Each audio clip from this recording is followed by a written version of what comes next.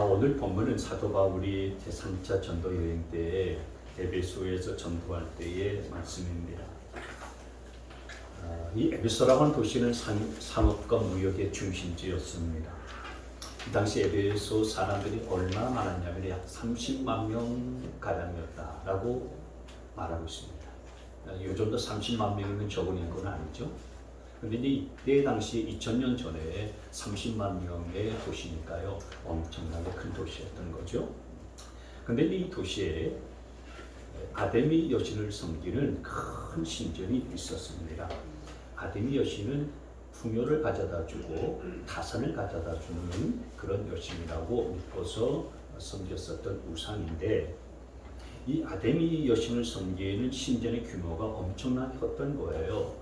7대 불가사의라고 말할 정도로요, 굉장히 규모가 컸기 때문에 에베소 사람들은 자기들 도시에 이 아데미 신전이 있는 것도 굉장히 자랑스럽게 여겼어요. 근데 그만큼 우상 숭배가 아주 가득했었던 도시였던 겁니다. 근데 사도 바울이 이 우상으로 가득한 에베소에서 예수 믿는 사람들을 만났어요. 예수 믿는 사람들이 몇몇 있었는데 오늘 7절 말씀해 보니까 12사람쯤 되었다고 했어요.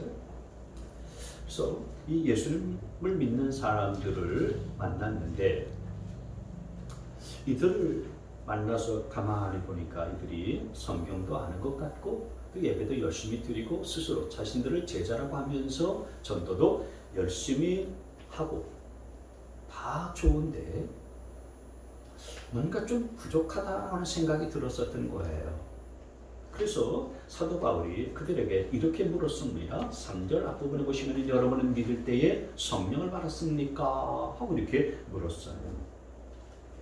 믿을 때에, 예수를 믿을 때에 성령을 받았느냐? 이렇게 물었던 겁니다. 왜 이렇게 묻게 되었냐면은 이들이 그냥 교회 다닌다, 예수 믿는다 이렇게 말은 하지만은 가만히 보니까 그들 안에 기쁨도 없고 열정도 없고 그리고 그냥 종교인처럼 느껴졌었던 거예요. 형식적으로 신앙생활하는 것 같은 그런 종교인같이 느껴졌었던 겁니다. 그래서 그들을 만나자마자 여러분은 예수 믿을 때에 성령을 받았습니까? 라고 이렇게 물었었던 겁니다. 그랬더니 이들의 대답이 뭐였습니까? 중간에 보시면 우리는 성령이 있다는 말을 들어보지도 못했습니다.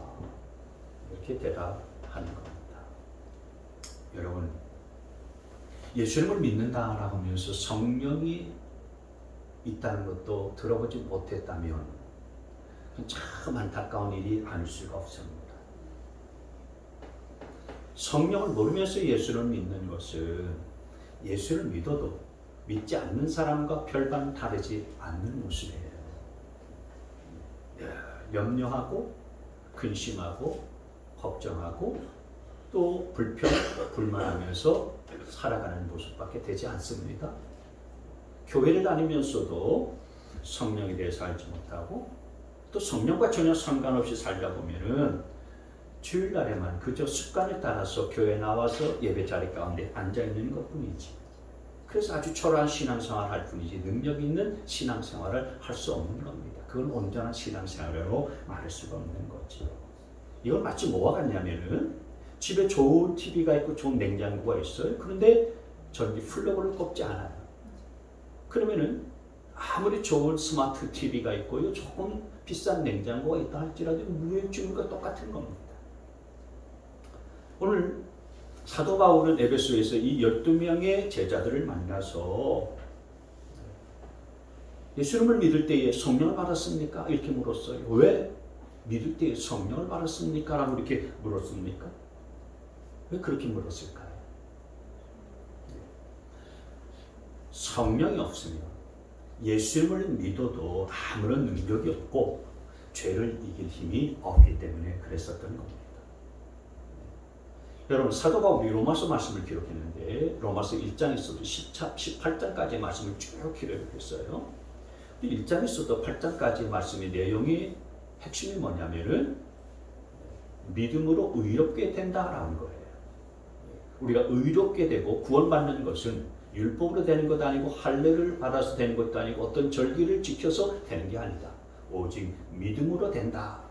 이걸 이제 그 1장에서부터 8장까지 쭉 이야기를 하는 내용이 로마서 1장 8장의 내용이에요. 근데 그 중에서 7장에 가보면 사도 바울이 뭐라고 그러냐면은 믿음으로 내가 의롭게 되어졌고 의롭게 의인이 되어졌는데 믿음으로 의롭게 된 사람다운 삶을 내가 살지 못하고 있다. 이게 내 고민이다. 믿음으로 의롭게 됐고 의인이 되어졌으면 그렇게 의롭게 살아야 되고 믿음의 사람답게 살아야 되는데 내가 그렇게 살지 못하고 내가 이 육신을 가지고 있는 한 여전히 죄 때문에 내가 고민하고 있다. 여전히 죄를 짓고 있고 죄에 빠져 살고 있다. 그래서 사도 바울이 이렇게 탄식했잖아요. 우리가 잘 아는 말씀 중에 하나인데 나는 비참한 사람입니다. 누가 이 죽음의 몸에서 나를 건져주겠습니까? 이러면서 탄식을 했어요. 내가 믿음으로 의인 되어졌고 의롭게 여김을 받아서 구원받은 자가 되어졌는데 그래서 이제 예수 믿는 사람답게 죄와 싸워서 승리하면서 이기는 삶을 살고 싶은데 난 자꾸만 그렇게 살지 못하게 되니까 누가 나를 이렇게 죽음의 몸에서 건져낼 수 있겠습니까? 탄식을 했었던 거예요.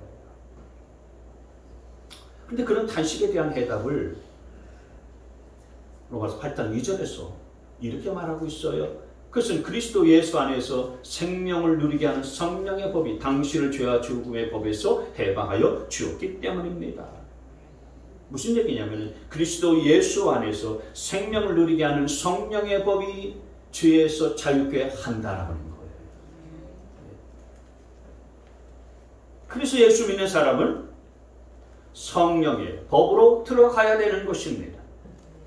성령의 법.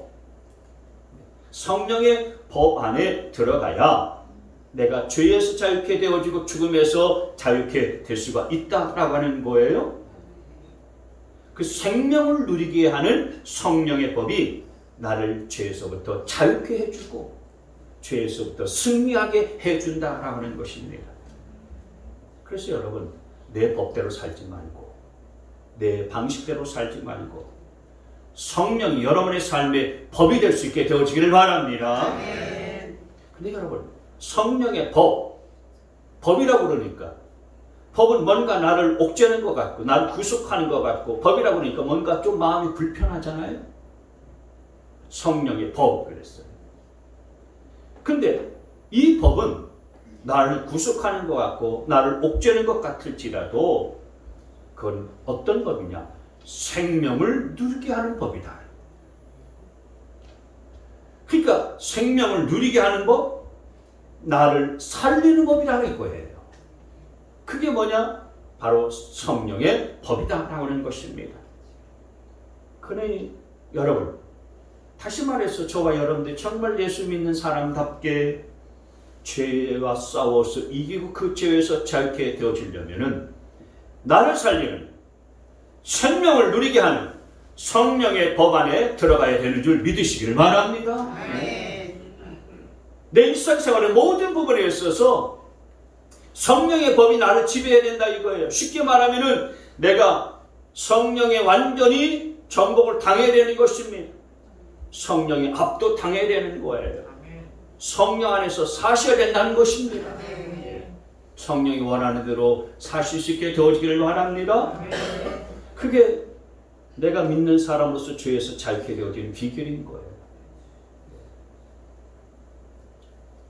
우리 주님께서도 살아생전에 성령에 대해서 많은 말씀들을 하셨는데 이제 죽으시고 부활하시고 하늘나라로 승천하시기 전에 마지막에 제자들에게 또 성령에 관해서 말씀을 하신 유명한 구절이 있어요. 사도행전 1장 4절에 보시면은 예수께서 사도들과 함께 사수실 때에 마지막 만찬하실 때에 그들에게 이렇게 분부하셨습니다. 너희는 예루살렘을 떠나지 말고 내게서 들은 아버지의 약속을 기다려라. 여기 내게서 들은 아버지의 약속 이게 뭘까요? 성령을 주신다라고 하는 그런 약속이죠. 그래서 주님께서는 너희들 이 예루살렘을 떠나지 말고 아버지가 약속해 주신 성령을 받기까지 기다려라. 이 성령을 받기 전까지는, 약속하신 이 성령을 받기 전까지는 절대로 나가지 마라. 아무것도 하지 마라. 여러분, 마태복음 28장 19절 말씀해 보시는 우리 주님께서는 너희는 가서 모든 민족을 제자로 삼아서 아버지와 아들과 성령의 이름으로 침례를 주고 오라고 말씀하셨습니다. 그리고 마가복음 16장 15절 말씀에서도 너희는 온 세상에 나가서 만민에게 복음을 전파하라 라고 그렇게 말씀을 하셨어요. 그러면 이런 큰 비전을 주셨으니 이것을 놓고서 우리가 어떻게 해서 이 사명을 감당할까? 연구도 하고 고민도 하고 토론도 하고 같이 논의도 해야 되지 않겠어요? 준비도 해야 되지 않겠습니까? 그런데 주님께서는 아무것도 하지 말라고 말씀하셨던 거예요. 그러면서 성령을 기다리라고 말씀하신 겁니다. 아니, 주님께서 제자들에게 아무것도 하지 말라고 말씀하셨는데 그렇게 큰 비전을 주시고서 모든 민족을 제자로 삼아라. 가서 아무것도 그냥 가만히 있지 말고 가서 그랬잖아요. 모든 민족을 제자로 삼고 침례를 주고 가르쳐서 지키게 하라. 만민에게 복음을 전파하라. 그렇게 분명히 말씀해 놓고서 사도행 1장 4절 말씀에서는 가지마. 아무것도 하지마. 아버지가 약속해 주신 것을 기다려. 주님이 그렇게 말씀하셨어요. 왜 주님께서 그렇게 아무것도 하지 말고 그냥 기다리라고 말씀하신 걸까요? 성령을 받기 전에는 제자들이 복음 전파를 위해서 아무리 해봤자 그 전에 별 도움이 안 되기 때문에 그랬었던 것입니다. 주님께서는 제자들이 수천 번, 수백 번 노력을 하는 것보다 단 한 번 성령의 역사가 더 큰 성과를 이룰 것을 아셨기 때문에 그러셨던 거예요. 그래서 주님께서는 제자들을 당장 내보내지 않으셨어요. 너희들은 먼저 받고 경험하고 체험할 게 있다는 거예요. 그걸 받기 전까지는 가지 마라. 그거 받기 전에는 떠나지 마라. 그거 받기 전에는 아무것도 하지 마라 라고 하는 거예요. 그래서 먼저 그들로 하여금 기도하게 하셨어요. 기도하게 하고 성령 받게 하셨습니다. 성령을 체험해야 한다는 거예요. 그리고 능력을 받아야 한다는 것입니다. 그리고 난 다음에 뭐든지 할 수 있는 거예요. 그래야 기도를 하건 찬양을 하건 전도를 하건 봉사를 하건 예수를 힘있게 능력있게 믿을 수 있다는 것입니다. 그래서 제자들이 주님께서 분부하시고 말씀하신 대로 다락방에 모여서 다른 거 하지 아니하고 그냥 성령이 임하기를 간절히 기도하지 않았습니까? 그들이 열흘 동안 마가의 다락방에 모여서요 다른 거 안 했습니다. 그냥 기도만 했습니다. 전심을 다해서 기도했을 때에 오순절이 되어서 그들 가운데 갑자기 급하고 강한 바람 같은 것들이 임했어. 불의 혀 같은 것이 갈라지기 시작했습니다. 그게 뭡니까? 성령님이 그들에게 불같이 임하셨던 거예요. 그래서 성령을 받고 나서 그리고서 복음을 증거하게 되어질 때에 하루아침에 3,000명이 예수를 믿는 놀라운 역사가 나타났었고요. 그 다음에 또 복음을 증거했을 때 5,000명이 예수 믿는 역사가 나타났었고요. 그 다음에는 숫자를 헤아릴 수 없을 정도로 날마다 믿는 무리가 더해져가는 초대교회가 됐다고 성경은 말하고 있습니다. 그러니까 제자들은 이런 특별하고 놀라운 경험을 성령을 받고서 했었던 거예요. 오늘 여러분에게도 이런 특별한 축복과 경험이 있게 되어지기를 바랍니다. 근데 오늘 사도 바울은 에베소 교회의 이 제자들이 성령이 있다는 것을 들어보지도 못했습니다 라고 하는 이런 말을 듣고서 너무 안타까워서 또다시 묻습니다. 그래서 3절 말씀에 이렇게 묻잖아요. 그러면 여러분은 침례를 받으셨을 텐데 무슨 침례를 받았습니까? 이렇게 물어봤어요. 여기 그들이 요한의 침례를 받았습니다 라고 그들이 대답을 하는 거예요. 여기 요한은 침례 요한을 말하는 거죠. 사도 요한이 아니고 주님의 제자인 요한이 아니라 주님이 오시기 전에 광야에서 회개하라 외쳤었던 그 세례 요한, 침례 요한을 가르쳐서 하는 말이에요. 근데 침례 요한이 주는 그 침례를 받았다라고 하는 거예요. 여러분, 침례가 뭡니까? 침례라고 하는 것은 온 몸을 물에 푹 잠그는 거잖아요. 그 의미는 뭡니까? 온 몸이 물에 다 잠기면 죽잖아요. 죽는 것처럼 물에 잠기면서 내 과거의 죄가 다 죽는 거예요. 내 과거의 죄가 다 그렇게 다 과거의 죄를 다 회개하는 거예요. 그래서 그 물로 한번 침례를 받았으면, 죄를 용서받았으면, 그래서 회개했으면 이제는 다시 성령으로 침례를 받아야 된다라고 하는 거예요. 4절 5절 말씀해 보시면 바울이 말하였다. 요한은 백성들에게 자기 뒤에 오시는 이 곧 예수를 믿으라고 말하면서 회개의 침례를 주었습니다. 이 말을 듣고 그들은 주 예수의 이름으로 침례를 받았다. 그러니까 사도 바울이 지금 에베소 교회의 제자들이 지금 이렇게 이야기하고 있는 거예요. 요한이 너희에게 회개의 침례를 주면서 말하기를 나를 믿지 말고 내 뒤에 오시는 분을 믿으라고 그렇게 말했는데, 그분이 누구시냐면 그분이 곧 예수님이시다. 그분은 내가 주는 물침례를 주시는 분이 아니라 그분이 주는 놀라운 침례가 있는데 그것은 물침례가 아니고 불침례다. 그건 성령의 침례다.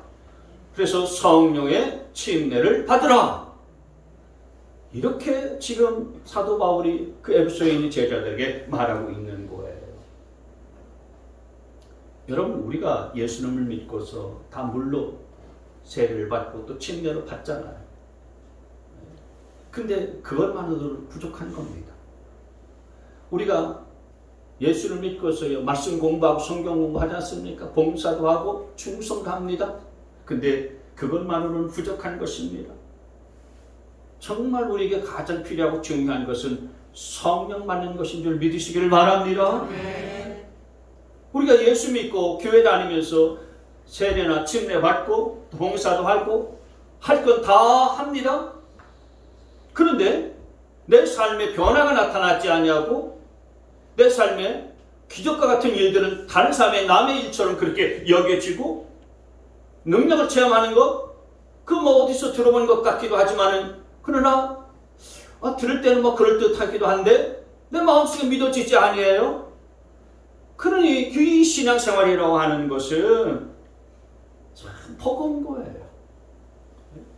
누가 뭐 체험을 한 얘기를 하게 되어지면은 안 믿는 것은 아니지만 그렇다고 해서 믿는 것도 아닌 그런 신앙생활을 하는 사람들에게 있어서 예수 믿는 생활이라고 하는 것은 버거워요. 부담스러운 것입니다. 확신이 없고 열정도 없고 비전도 없고 아무런 목표도 없는 거예요. 그냥 상식적이고 일반적인 것뿐인 거예요. 여러분, 그건 신앙생활, 온전한 신앙생활이에요. 그건 반쪽 신앙생활입니다. 사도행전을 가만히 보세요. 상식적이고 일상적인 것만 일어난 것입니까? 희한한 일들이 벌어졌습니다. 기적이 나타났습니다. 그게 정상입니다. 예수 믿고 성령 받아서 좀 이따 우리 보겠습니다만은 아주 놀라운 기적과 역사들이 나타나지 않습니까? 사도행전에 나타났었던 이 사도들과 성도들이 신앙생활을 했었던 것들이 그게 정상인 거예요. 그게 이상하고 희한한 일이 아닌 거고, 그게 온전한 믿음의 생활을 했기 때문에 나타나는 증상인 것입니다. 그게 온전한 교회와 온전한 신앙생활인 거예요. 그래서 에베소 교회 성도들, 제자들은 사도 바울의 이 말을 듣고서요, 간절히 사모했어요. 아, 저런 경험이 있구나. 저런 세계도 있구나. 사도 바울의 말을 듣고서 주 예수의 이름으로 그렇게 오는 이 침례를 사모했습니다. 그러니까 성령의 불로 받는 침례, 성령 침례를 사모하는 거예요. 여러분, 누구든지 예수님을 믿고 마음속에 주님을 영접하게 되어지면 하나님의 자녀가 됩니다.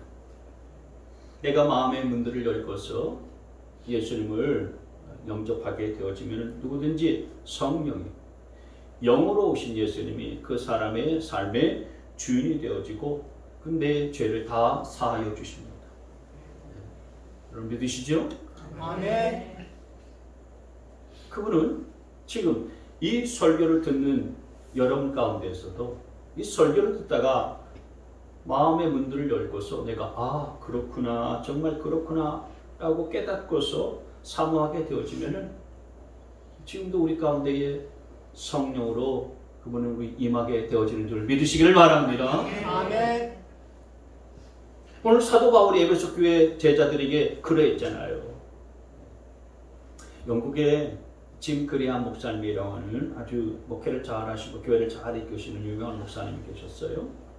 근데 이번에 목회를 시작한 지 12년이 지난 어느 날 목회를 잘못한 것도 아닌데 뭔가 허전하고 뭔가 마음속에 사모하는 마음이 생겼어요. 어떤 한 젊은 목사님을 만났는데 이 목사님을 만나고 나서부터 이분에게는 내게 없는 그 뭔가가 있는 것들을 느끼게 된 거예요. 저 젊은 목사님에게는 뭔가 영적인 것이 있구나 라는 것들을 느꼈어요. 그런데 그게 뭐냐고 물어볼 수도 없고 또 그게 뭐니 뭐 이렇게 배우자고 하니 좀 창피하기도 하고 그래서 그냥 그때는 그냥 묻어뒀었는데 자꾸만 자신의 심령이 갈급해지면서 저분에게는 뭔가 나와 좀 다른 것이 있구나 이것을 깨달았어요. 그래서 어느 날 설교를 준비하기 위해서 방에 들어가서 묵상하면서 기도하면서 이제 설교를 쭉 이게 준비하는데 자신이 막 그렇게 비참해지는 거예요. 자신의 영적 상태가요 참담한 겁니다. 그런데 그렇게 주님을 묵상하고 기도하는 중에 갑자기 오순절에 성령이 임한 것처럼 이 목사님에게 성령이 임했었던 거예요.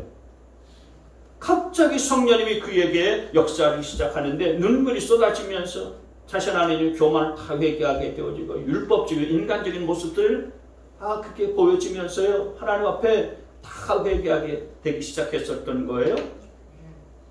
그리고 그렇게 해서 시간이 지나고 난 다음부터 이 짐 그레엄 목사님이 변했어요.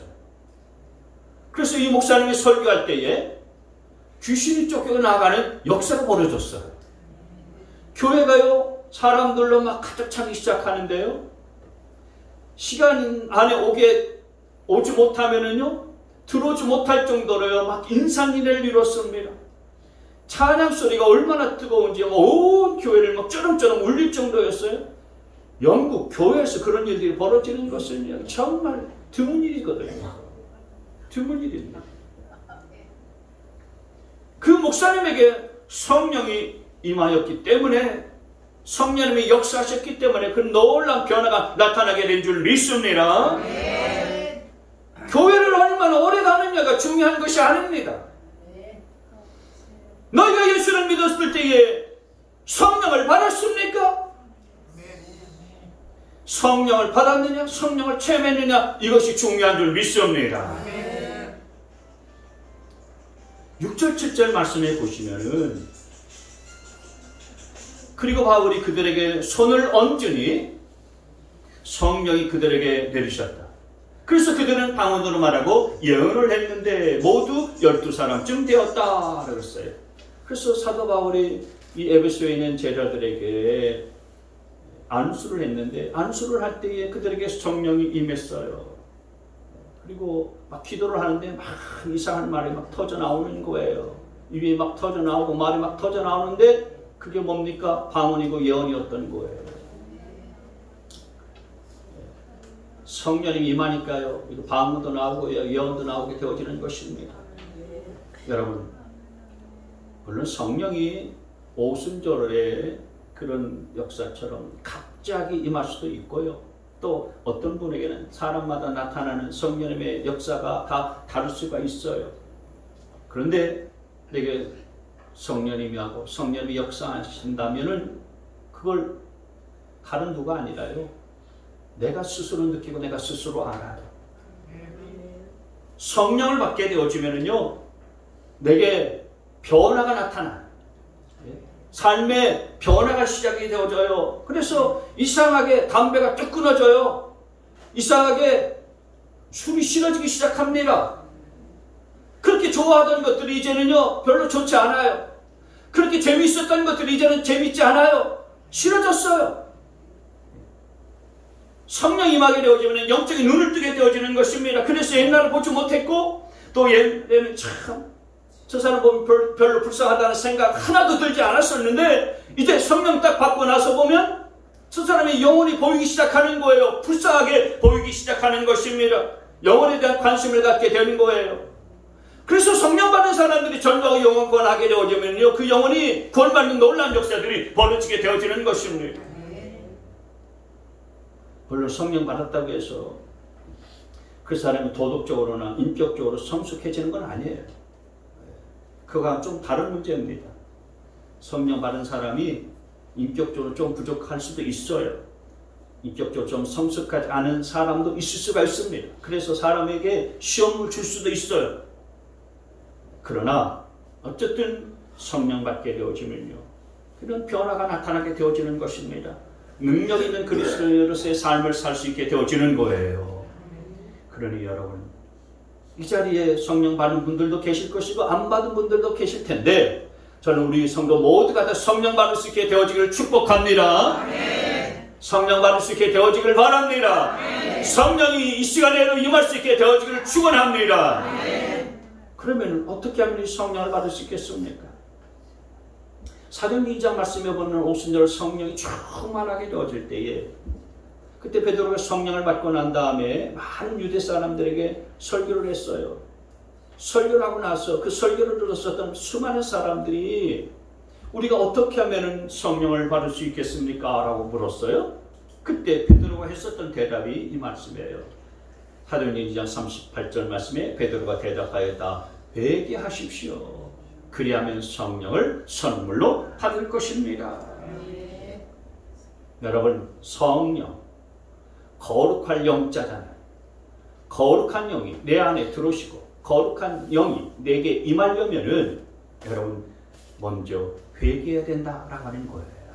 회개해야 되는 것입니다. 내 안에 더러운 것들로 가득 차 있으면은요 성령이 내 안에 들어올 수가 없고 임할 수가 없는 것입니다. 여러분 어떤 것이든 마찬가지지만 새로운 것들로 채우려면은 반드시 그 안에 있는 것들이 다 비워져야 되는 거예요. 거룩한 성령님이 내 안에 오려면은 내 안에 거룩하고 추한 것들이 가득 차 있으면 들어올 수가 없는 거예요. 그러니 내 안에 더러운 것과 추한 것들을 다 회개하고 버려야 되는 것입니다. 세상적인 정욕과 욕심과 탐욕들을 다 던져버려야 성령님이 저와 여러분 가운데 임하게 되는 줄 믿으시기를 바랍니다. 성령님이 신실하신 분이시라서 반드시 우리가 우리 안에 더러운 것과 추한 것들을 회개하고 던져버리고 정리하면은요 우리 가운데 임하는 줄 믿으시기를 바랍니다. 그뿐만 아니라 성령님을 간절히 원해야 우리 가운데 임해요. 성령님을 사모하고 성령님을 원해야 구해야 우리 가운데 임하는 것입니다. 그래서 우리 주님께서도 구하는 자에게 성령을 주신다고 약속하셨는데 누가복음 11장 13절 말씀 같이 있습니다. 시작.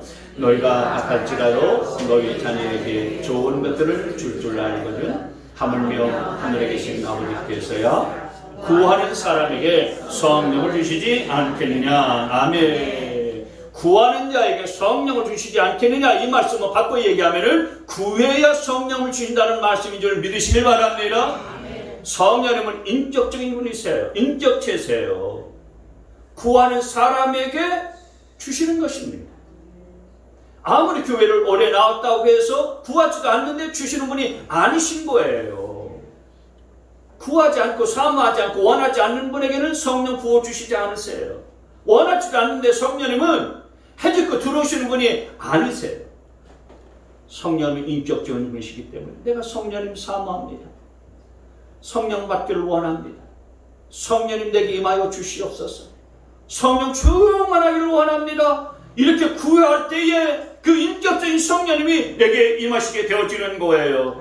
그러니 여러분 이 시간에 저와 여러분이 성령님을 간절히 사모하고 구하고 원하면은 인격적인 성령은 우리 가운데 임하고 우리 가운데 역사하실 줄 믿으시기를 바랍니다.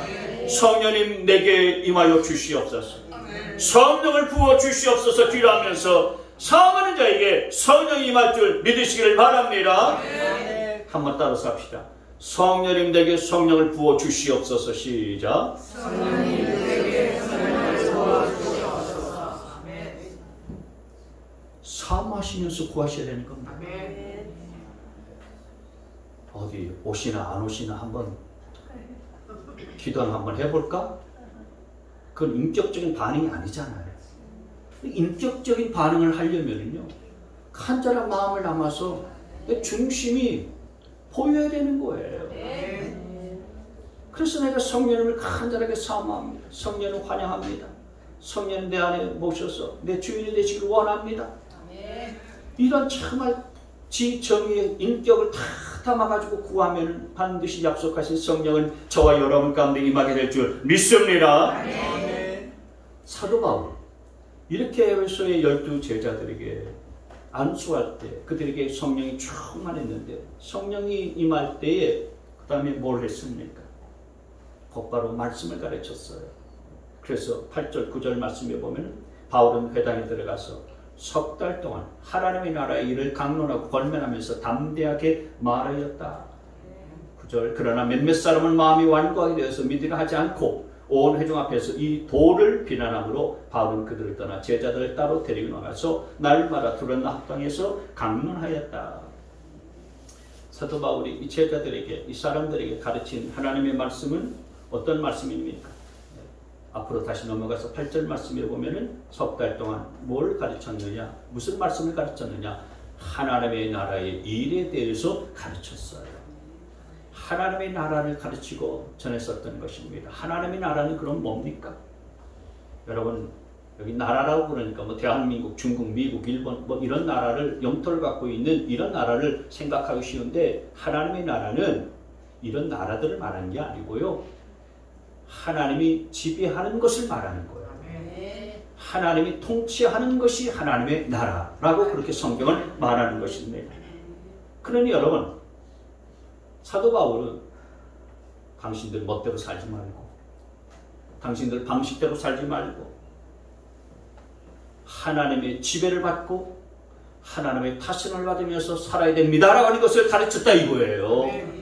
여러분도 내 인생 내 멋대로 사는 것이 아니라 하나님이 나를 지배하시고 하나님이 나를 타시는 내가 살아갈 수 있습니다라고 이렇게 고백하면서 믿음으로 살 수 있게 되어지기를 바랍니다. 마지막 11절 12절 말씀에 보면 하나님께서 바울의 손을 빌어서 비상한 기적을 행하셨다. 그래서 심지어 사람들이 바울이 몸에 지니고 있는 손수건이나 두르고 있는 앞치마를 그에게서 가져다가 앓는 사람 위에 얹기만 해도 병이 물러가고 악한 귀신이 쫓겨나갔다. 비상한 기적이 일어났었던 거예요. 병든 사람들이 다 고침받기도 하고요. 심지어는 사도 바울이 그냥 손수건이나 앞치마를 사람의 머리에 딱 얹기만 해도 병든 사람이 얹기만 해도요 그 사람이 그냥 낫는 거예요. 귀신이 쫓겨나가는 것입니다. 그래서 이걸 뭐라고 표현했냐면 비상한 기적이다. 정상적인 그런 일들이 아니다 이거예요. 성령 받고 성령 충만한 역사들이 나타나니까요. 그들 모임 가운데서 이런 비상한 기적들과 일들이 벌어지게 되어졌었던 거예요. 비상한 기적이 나타났었던 겁니다. 성령께서 이 사도 바울을 통해서 이 같은 역사들을 행하셨어요. 여러분 지금 이런 비상한 기적을 일으키고 있는 사도 바울은 예전에 어떤 사람이었습니까? 사도 바울은 예전에 성경을 많이 알고 있었던 사람이었습니다. 성경을 꿰뚫고 있었고요. 성경에 통달하고 있었던 사람이었어요. 근데 율법이나 성경에 대해서 익히 알고 있었던 이 사도 바울, 예수 믿기 이전에는, 회심하기 이전에는 사울이었죠. 이 사울이 어떻게 했습니까? 스데반 집사님을 순교하고 죽이는데 앞장서지 않았습니까? 그에게는 분노와 적개심이 넘쳐났습니다. 그래서 사람을 돌로 쳐버리는데 앞장섰어요. 돌로 쳐 죽이고서도 나는 율법대로 했으니까 정의롭다, 의롭다 이렇게 생각했습니다. 그런 일에 앞장섰던 그런 사울이었습니다. 여러분, 어떤 분들은 교회를 오래 다녀서 성경 알 건 다 알아요. 창세기, 노아 홍수도 다 알고, 바벨탑 사건도 다 알고, 출애굽의 사건, 출애굽해서 이스라엘 백성들이 광야에서 지냈었던 40년간의 생활도 다 알고요. 사울 왕도 알고, 다윗도 다 알아요. 다 압니다. 근데 중요한 건 성경을 아는 것이 내 머릿속에 지식으로 아는 것 뿐이시지, 그게 내 삶하고는 전혀 상관이 없는 삶을 살아가요. 여러분, 성령이 없는 성령 지식은요, 그냥 단지 내 지식일 뿐입니다. 아무런 상관이 없어요. 나하고는 아무 상관이 없습니다. 교회를 오래 다녔는데 정말 성령 받지 않고 성령으로 충만하지 않으면 반쪽 신앙생활 하는 거예요. 온전한 신앙생활이 아닌 것입니다. 진짜 신앙생활하는 것은 뭐냐? 내가 성령 받고 성령 충만해서 죄에 붙들려서 살지 아니하고요, 그 생명의 성령의 법으로 죄를 이기면서 죄와 싸워서 승리하는 삶을 사는 것인 줄 믿으시기를 바랍니다. 내가 성령 받고서 성령으로 충만한 삶을 살다 보면은 나를 통해서 병든 사람이 살아나고 병든 사람이 치유받는 역사도 나타나는 것이, 그것이 정상적인 신앙생활인 것을 믿으시기를 바랍니다. 성령 받은 나를 만나면 귀신 들린 사람이 귀신에 떠나가고, 귀신 들렸다는 것이 뭡니까? 요즘 말하면 우울증에 걸린 거 아닙니까? 뭐 반드시 뭐 그런 건 아니지만 대체적으로는 그렇습니다. 우울증이 사라지고요, 우울증이 떠나가는 삶을 살아가는 삶, 그것이 정상적인 믿음의 삶이요, 그리스도의 삶인 것입니다. 여러분, 사람들이 여러분을 만나면 막 죽고 싶다, 막 이런 마음이 들다가도요, 그 자살하고 싶은 마음이 다 사라지고 떠나가게 되어지는 것, 그것이 성령 받은 사람의 모습 아닐까요? 여러분을 만나기만 하면 병든 사람이 낫게 되고요, 죽어가는 사람도 살게 되어지고요, 의욕이 없는 사람도 의욕을 갖게 되어지고요, 꿈도 없고 비전도 없는 사람이 꿈을 회복하고 비전도 갖게 되어지는 이런 역사가 나타날 수 있게 되어지기를 바랍니다. 어떻게 될 때에 그렇게 놀라운 일들이 벌어집니까? 그렇습니다. 성령 받고 성령 충만하게 되어질 때 그런 비상한 기적이 오늘 사도 바울을 통해서 사도행전에만 나타나는 것이 아니라 이 같은 현상은 지금도 나타나게 되는 줄 믿으시기를 바랍니다. 아멘. 그러니 여러분, 우리가 이런 성령의 역사에 붙들려서 살려면요, 성령님을 내가 모셔드려야 되는 것입니다. 성령님을 환영해야 돼요. 성령님을 사모해야 되는 것입니다. 성령님의 말씀과 성령님의 이야기를 들으셔야 되는 거예요. 그럴 때에 모든 것이 다 비상 기적이 될 것이고요, 여러분의 삶에 의욕이 없는 무미건조한 신앙생활에 마침표를 찍게 되리라 믿습니다. 사는 게 어떻습니까? 사는 게 힘듭니까? 어렵습니까? 낙심하지 말고 절망하지 마세요. 매 순간 이렇게 성령 받기를 사모하고 그리고 성령님의 도우심을 구하면서 살아가실 수 있게 되어지기를 바랍니다. 그래서 이 사도행전에 나타난 이 사도들처럼 성도들처럼 정말 진짜 능력 있는 그리스도인으로서 살 수 있게 되어지기를 바랍니다. 성경의 말씀에 나오는 이것을 지식으로만 끝내지 말고 머릿속에 담아두는 그런 지식과 정보로만 끝내지 말고 이 말씀대로 능력 있는 삶을 사셔야 되는 것입니다.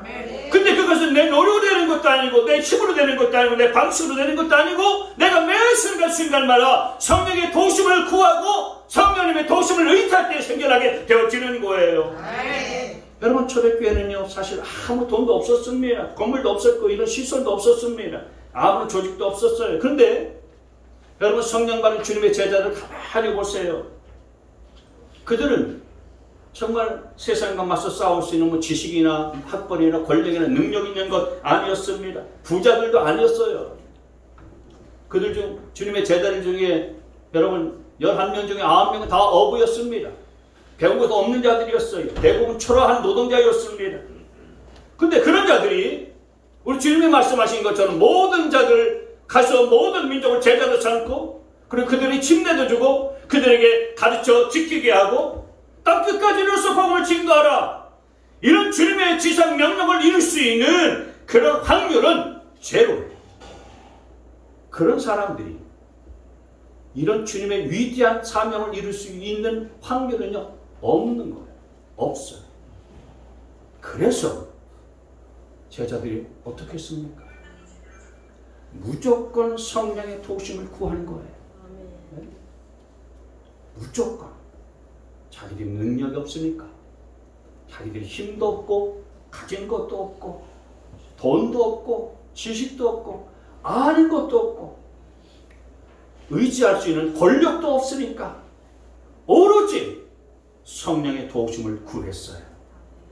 여러분, 그게 능력 있는 삶을 살 수 있었던 비결이었었던 겁니다. 아멘. 똑같습니다. 지금도 마찬가지예요. 우리가 성령을 받고 성령님의 도우심을 구하면은 놀라운 일들이 벌어지게 될 줄 믿으시기를 바랍니다. 아멘. 비상한 기적이 일어날 줄 믿습니다. 아멘. 내 능력, 내 방식, 내 지식 다 내려놓고서 성령 받기를 힘쓰고 사모하고 성령님의 도우심을 구하실 수 있게 되어지기를 바랍니다. 아멘. 그럴 때에 놀라운 일들이 일어나게 될 것입니다. 성령의 도우심을 구하는 자에게 하나님의 은혜는 지금도 무한대로 펼쳐 있다는 사실들을 믿으시기를 바랍니다. 아멘.